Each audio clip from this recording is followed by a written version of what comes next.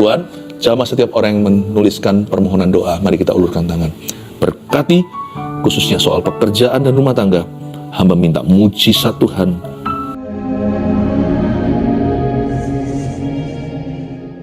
Kami menanti-nanti menunggu-nunggu apa yang hendak Tuhan katakan kepada kami. Tentunya setiap firman-Mu akan menghidupkan hati kami kembali. Mereka yang hatinya sudah pingsan atau mati, yang kasihnya sudah pergi, Engkau akan bawa kembali. Setiap keluarga satu bersama dalam hadirat Allah.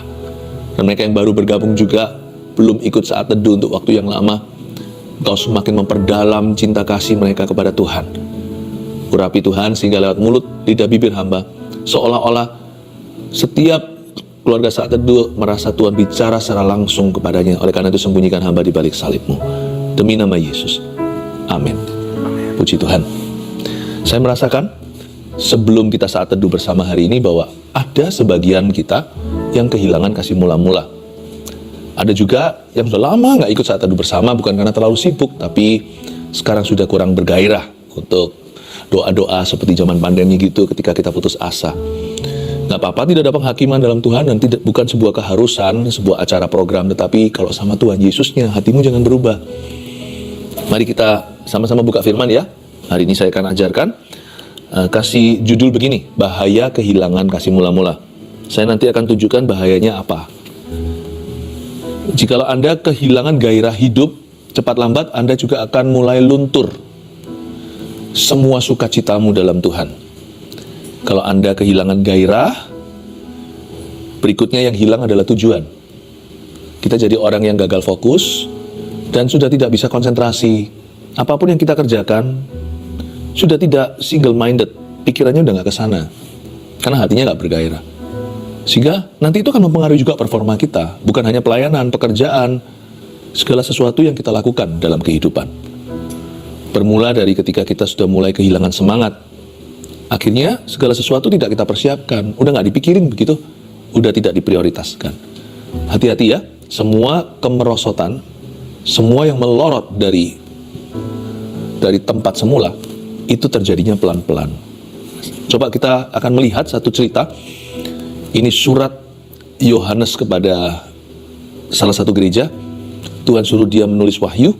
Surat ini adalah kepada satu gereja yang ternama zaman dulu, yaitu gereja Efesus. Wahyu pasal 2 ayat 1 sampai ayat yang ke-7. Ayat per ayat saya bahas. Nanti saya berhenti dari waktu ke waktu. Tuliskanlah kepada malaikat jemaat di Efesus. Inilah firman dari Dia yang memegang ketujuh bintang itu di tangan kanannya dan berjalan di antara ketujuh kaki dian emas itu. Gereja Efesus adalah gereja yang sangat luar biasa, jemaatnya berapi-api. Apalagi awal mula ketika dirintis oleh Rasul Paulus. Mereka itu mengalami kepenuhan Roh Kudus dan karunia demi karunia. Mereka sungguh-sungguh jalan dengan Kristus. Tidak heran di ayat pertama Tuhan nostalgia, mengingatkan mereka bahwa Dialah yang berjalan di antara ketujuh kaki dian emas itu. Ketujuh kaki dian emas ini adalah 7 gereja. Tuhan yang berjalan dengan kita. Kalau kita itu mengasihi Tuhan, jalan kita dengan Tuhan itu akan akrab. Tuhan ingatkan mereka, jemaat, dulu kalian tuh jalan sama aku loh. Tuhan tuh ingatkan para hamba-hamba Tuhan di Efesus yang sekarang sudah kehilangan kasih mula-mula. Dulu kalian semua itu akrab dengan saya, bersekutu erat dengan Tuhan. Dekat itu, sering bicara kepada Tuhan. Sekarang lebih banyak bicara tentang Tuhan. Lebih sedikit bicara kepada Tuhannya. Lebih banyak cerita tentang Tuhan kepada sesama. Tapi berbincang-bincang dengan Tuhan sendirian di ruang doa sudah semakin jarang. Tuhan ingatkan mereka, aku masih Tuhan yang sama yang berjalan di antara ketujuh kaki dian emas. Aku adalah Yesus yang sama yang jalan dengan jemaat. Tapi kenapa sekarang kamu menjauhi aku? Kenapa tidak lagi kau gandeng tanganku? Kenapa sudah pasang jarak, berjarak dengan Tuhan? Tuhan ada di depan, kita sekarang berada 10 langkah di belakang. Udah gak sungguh-sungguh ikut Yesus. Yang penting pokoknya Yesus kelihatan lah, aku masih Kristen gitu. Tapi sudah tidak lagi mengejar Tuhan. Memang Tuhan gak lari sih, Tuhan gak pergi kemana-mana, kenapa harus dikejar? Mengejar itu artinya seperti orang kalau pacaran gitu, itu kan dekat ya, padahal banyak sekali space.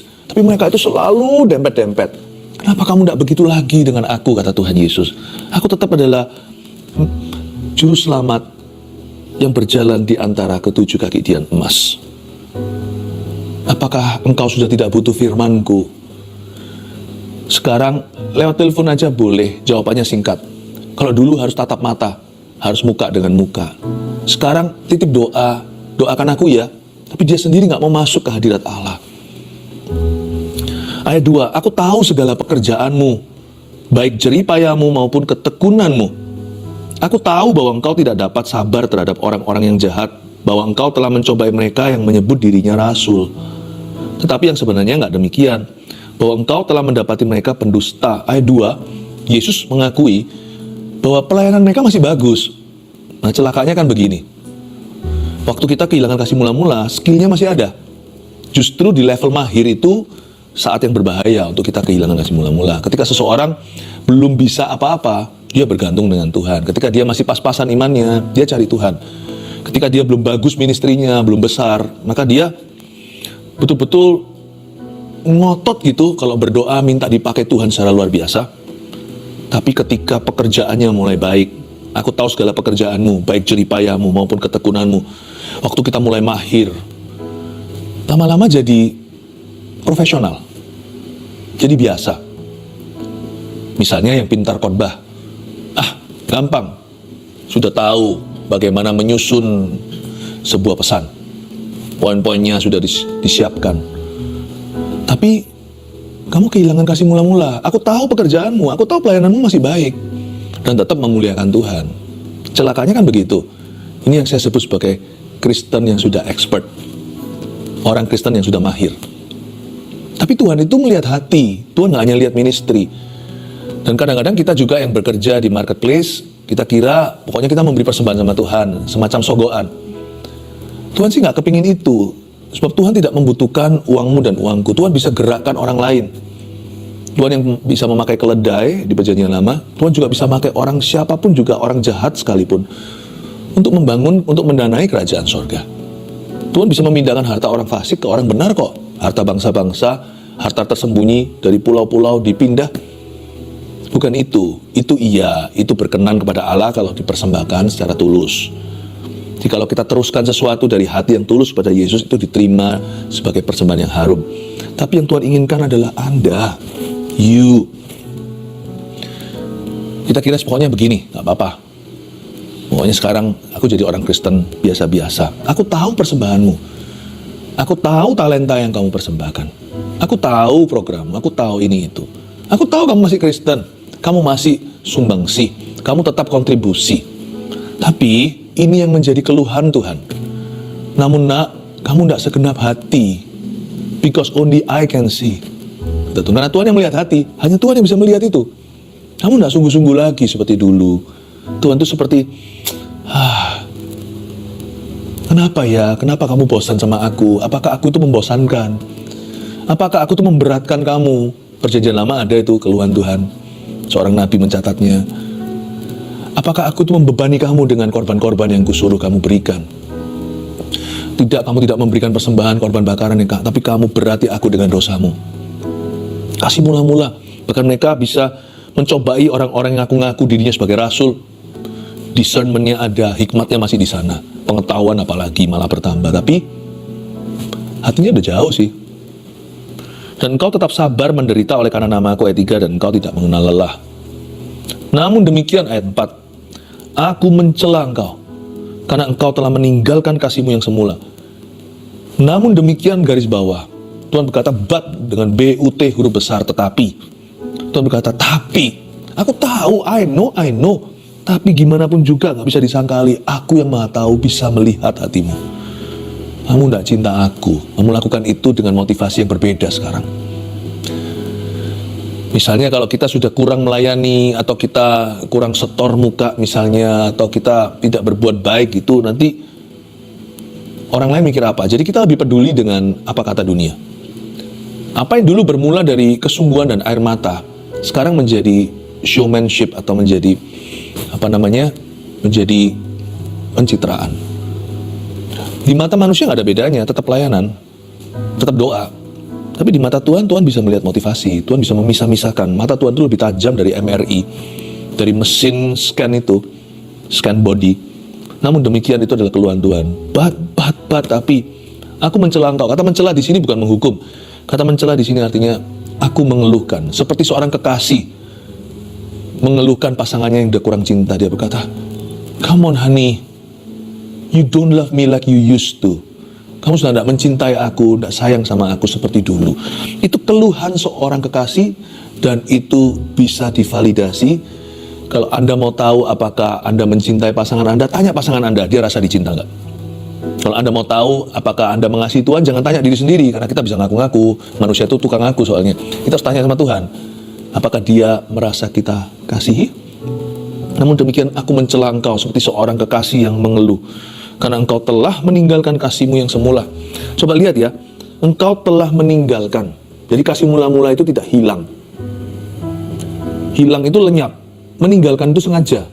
Ada kesengajaan di dalamnya. Misalnya, ini gadget, biasanya saya bacakan kesaksian. Saya tinggalkan di sini, nanti kalau saya keluar rumah dari sini, saya pergi, saya tahu saya tinggalkan di mana tadi. Namun demikian, semua yang berharga tidak akan Anda tinggalkan. Jarang saya lihat orang sengaja tinggalkan a stack of cash atau satu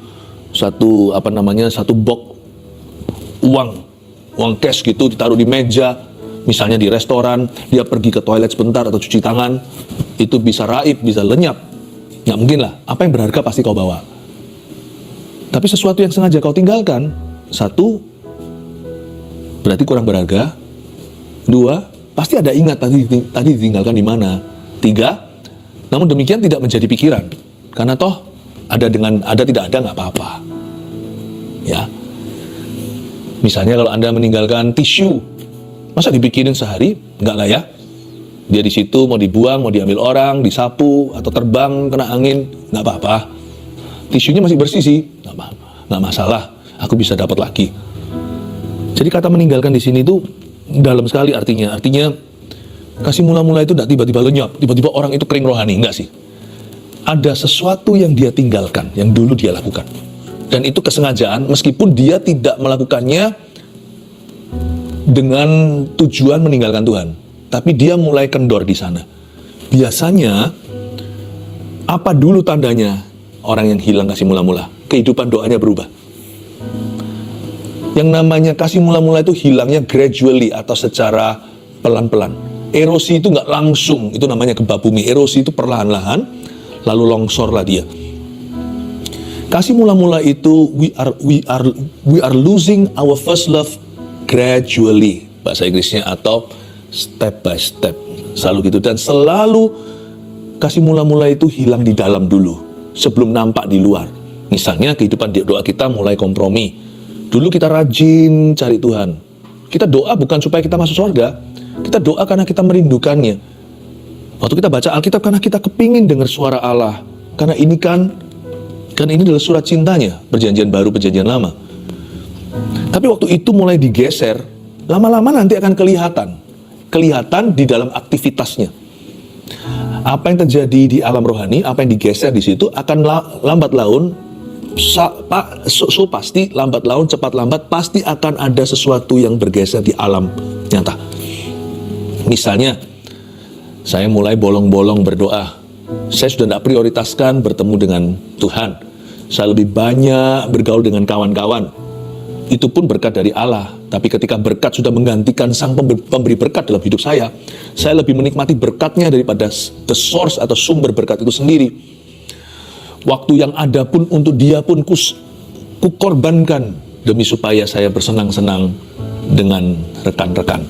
Misalnya, kalau saya mulai menggeser sesuatu yang antara saya dengan Tuhan di hidup saya, cepat lambat mungkin akan kelihatan. Contohnya, nanti waktu di gereja kita dengar firman, dulu kita itu mencatat, karena kita sungguh-sungguh haus. Tapi waktu akarnya bermasalah, kehidupan doa pribadi kita sudah bergoncang, sudah bergeser dan bergoyang. Coba lihat ya, sekarang kita dengar firman juga sudah nggak konsentrasi, malah justru terus lihat jamnya, kapan selesai ini? Apa yang terjadi di dalammu cepat lambat akan manifestasi. pasti akan manifestasi keluar. Kalau dulu memuji Tuhan itu bisa sampai nangis, bukan berarti kita kalau nyanyi itu harus sampai nangis-nangis, ya nggak, tentu setiap orang ekspresinya beda. Tapi sekarang, setiap kali kita memuji sudah hambar. Dan setiap kali kita menerima pesan Tuhan, kalau dulu kita semua telan, lalu kita berusaha terapkan, ngerti nggak ngerti, sekarang kita kritiki satu persatu. Kita salah fokusnya bukan pada pesan Tuhan, pada pembicaranya.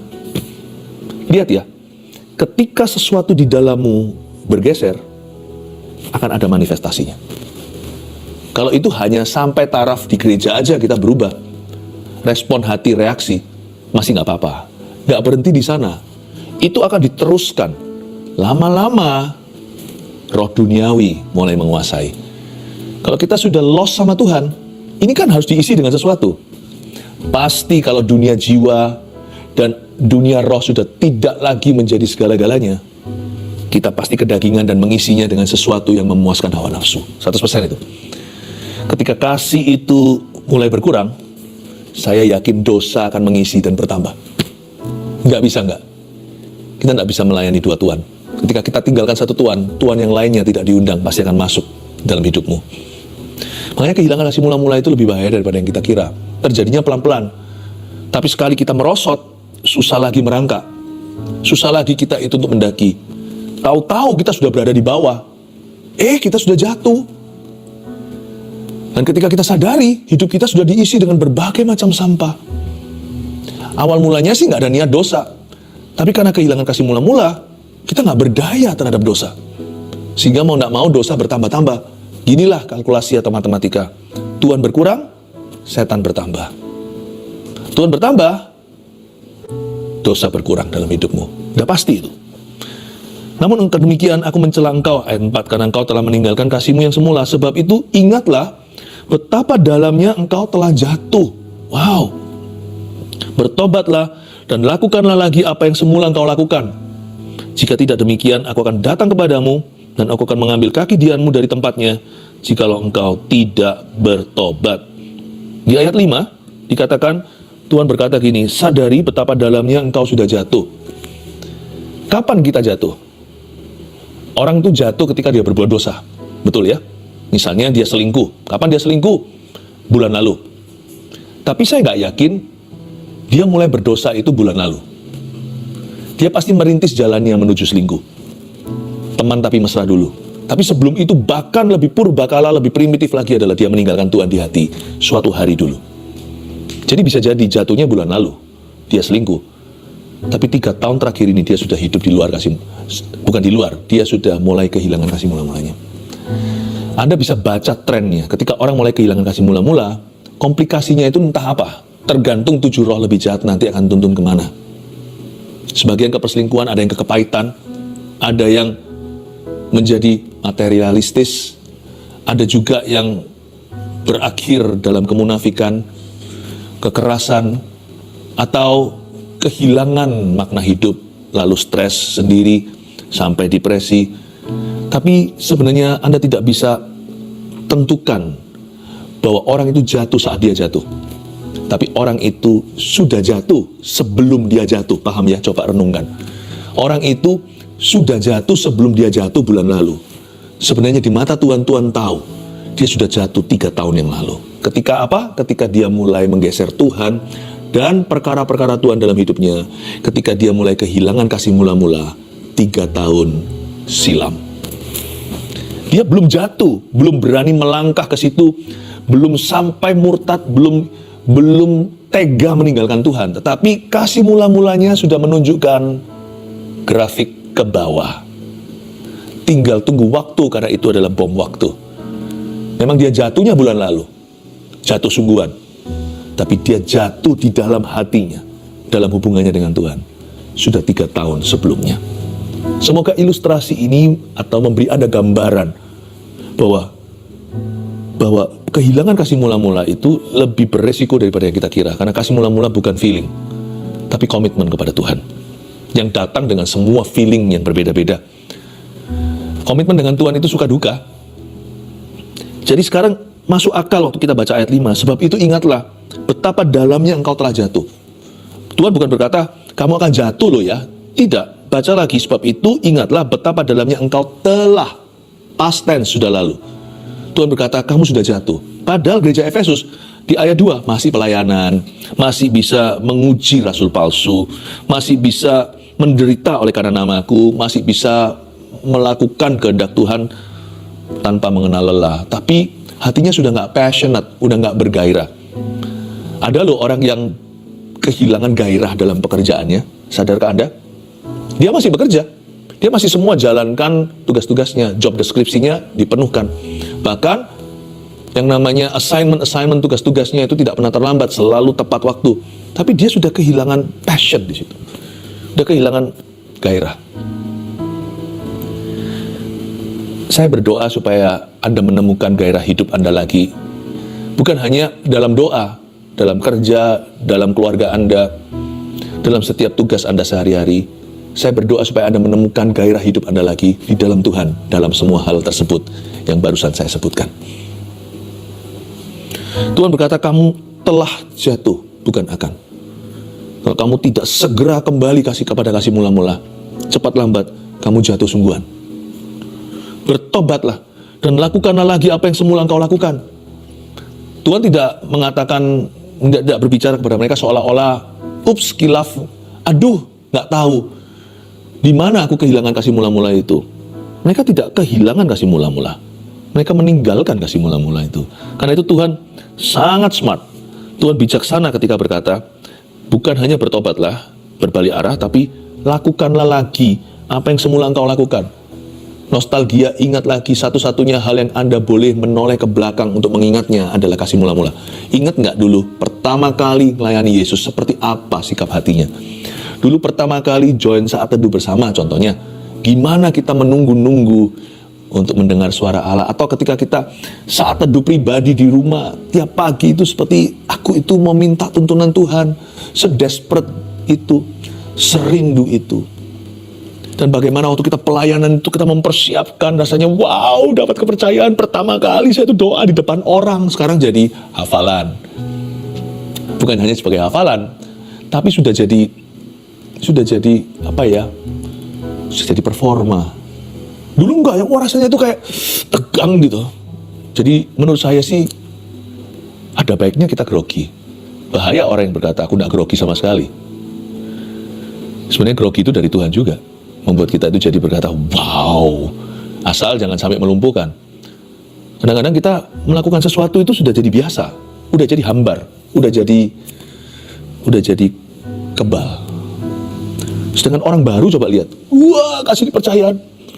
Misalnya pelayanan asyir aja, wah kayak, bukan berarti pelayanan tertentu itu lebih besar, pelayanan asyir itu lebih biasa, enggak ya. Tapi saya tunjukkan lewat ilustrasi sederhana, kadang-kadang pelayanan yang dipandang lebih mudah aja, kalau orang itu hatinya penuh kasih mula-mula itu, excitednya itu rasanya, wow, aku mau ketemu jemaat, shalom, shalom. Let's be simple again. Tidak ada greater ministry or lesser ministry, tidak ada pelayanan lebih penting atau yang kurang penting. Yang penting bagi Tuhan adalah hati kita itu sungguh-sungguh. Ini bukan cuma ministry. Waktu dulu kita dapat kerja, gaji segitu rasanya, haleluya. Rasanya aku mau sungguh-sungguh, aku tidak mau mengecewakan bosku.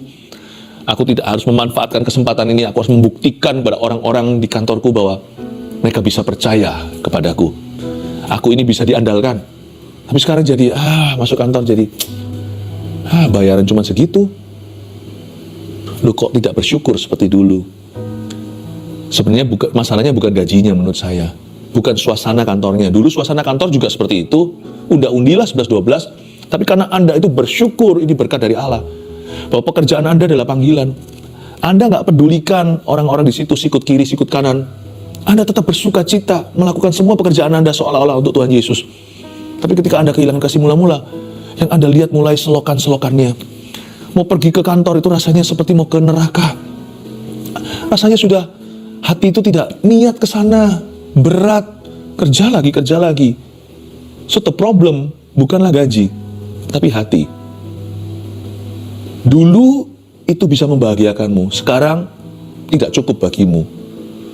Padahal kita, gaya hidupnya ya masih begitu. Ya, naik pelan-pelan.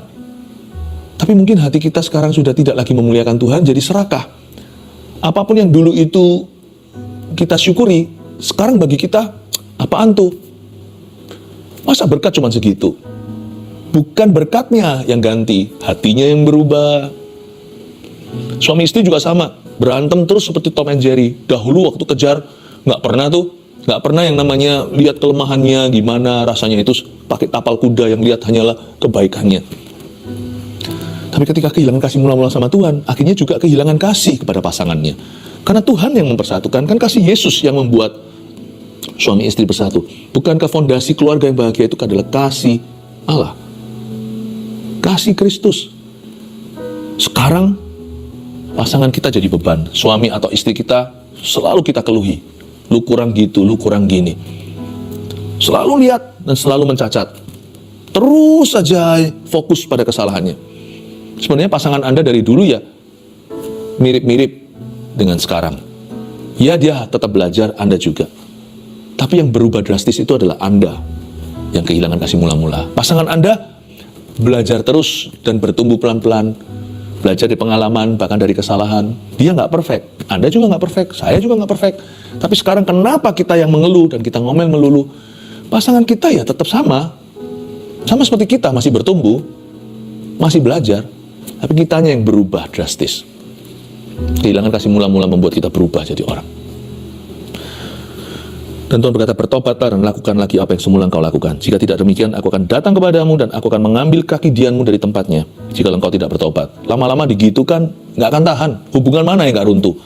Kaki dian itu artinya, berkat yang sudah kuberikan cuma-cuma sekarang itu bisa hilang loh. Kepercayaan itu bisa ditarik kembali.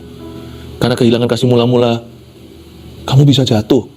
Dan waktu jatuh, sesuatu pasti akan runtuh. Mengambil kaki dianmu dari tempatnya berarti ada sesuatu yang tercabut dari hidupmu. Manusia kan begitu. Semuanya itu baik, tapi dia tidak bersyukur. Tapi sesuatu diambil dari dia, nggak perlu semua, salah satu aja. Lalu dia berkata, andai aku bisa kembali ke masa lalu. Kok dulu lebih enak dari hari ini? Dikasih kesehatan, kita tidak pernah mencari Tuhan. Waktu kita sakit, kita berkata, andaikan saya sehat, saya mau melayani Tuhan. Mengambil kaki dianmu dari tempatnya. Tetapi ini yang ada padamu, yaitu engkau membenci segala perbuatan pengikut-pengikut Nikolaus yang juga aku benci. Terakhir, siapa bertelinga, hendaklah ia mendengarkan apa yang dikatakan Roh kepada jemaat-jemaat. Barang siapa menang, dia akan kuberi makan dari pohon kehidupan yang ada di Taman Firdaus Allah. Ayat 7, bunyinya, siapa bertelinga, dengarkan apa yang hendak dikatakan Roh Kudus kepada jemaat. Hari ini, lewat saat teduh bersama, Roh Kudus mau bicara kepada kita semua, agar kita tidak kehilangan kasih mula-mula. Kembali lakukan apa yang dulu kau lakukan. Perbaharui mezbahmu yang runtuh dan komitmen dengan sungguh-sungguh. Tuhan akan nambah-nambahkan kasih sayangnya. Tuhan tidak bisa lebih mengasihi kita. Dia sudah cinta kita top-topnya. Cuman hati kita yang akan dicurahi kasih oleh Roh Kudus, sehingga kita bisa mengasihi dia kembali. Dari sisi kita lah kasih mula-mula itu akan bertambah. Dari sisi Allah, kasihnya sudah sempurna, tidak bisa ditambah. Tapi hari ini, hatimu akan diperbaharui. Dan banyak orang akan dilawat oleh Tuhan Yesus. Kasih Yesus akan menjamah. 3 poin sini sebagai rangkuman kita. Bahaya kehilangan kasih mula-mula. Kenapa bahaya? 1, ketika kita kehilangan kasih mula-mula, kasih itu menurun. Turun dia. 2, iman melemah. Kalau kita kehilangan kasih mula-mula, iman kita pasti lemah. Karena iman kita lemah, 3, dosa pasti meningkat. Dulu kita lebih senang sekali bergaul dengan orang-orang yang merindukan sorga. Setelah kehilangan kasih mula-mula, kita lebih suka bergaul dengan orang-orang yang kerasan di dunia. Kayaknya kita lebih merasa relevan, lebih merasa partner sama mereka. Dulu kita senang dengan saudara seiman, sekarang kita jauhi mereka. Kita rasa lebih one page atau 1 halaman dengan orang-orang fasik di luar sana. Make sense, masuk akal. Semuanya yang mereka lakukan lebih masuk akal, lebih bisa diterima daripada orang-orang Kristen yang dahulu membuatmu berapi-api. Dosa waktu meningkat, kitanya yang berubah. Bahaya kehilangan kasih mula-mula. Mari kita kembali kepada Tuhan. Dan kalau kita yang sekarang tetap bersama dengan Yesus, jangan kehilangan kasih mula-mula ya. Jangan tinggalkan kasihmu pada Yesus untuk apapun yang dunia bisa tawarkan. Mari kita sama-sama menghampiri tata Tuhan, sebab Tuhan sudah menunggu kita dari dulu. Setiap kita yang mundur, ayo maju lagi. Dan setiap kita yang sedang maju, mari kita ingatkan diri sendiri, aku tidak akan melepaskan kasihku kepada Yesus untuk apapun di dunia ini. Haleluya. Tuhan, jamah setiap orang yang menuliskan permohonan doa, mari kita ulurkan tangan. Berkati, khususnya soal pekerjaan dan rumah tangga, hamba minta mujizat Tuhan, Engkau kirimkan kepada setiap orang yang memohonkan doa. Dalam nama Yesus. Amin. Mari kita mengangkat tangan kita, terimalah berkat dari Allah Bapa. Kasih mula-mula dalam hatimu karena kasih setia Yesus. Pengurapan dari Allah Roh Kudus membuat hatimu berapi-api dan bersemangat lagi mengikut Tuhan seumur hidup. Dalam nama Yesus. Amin.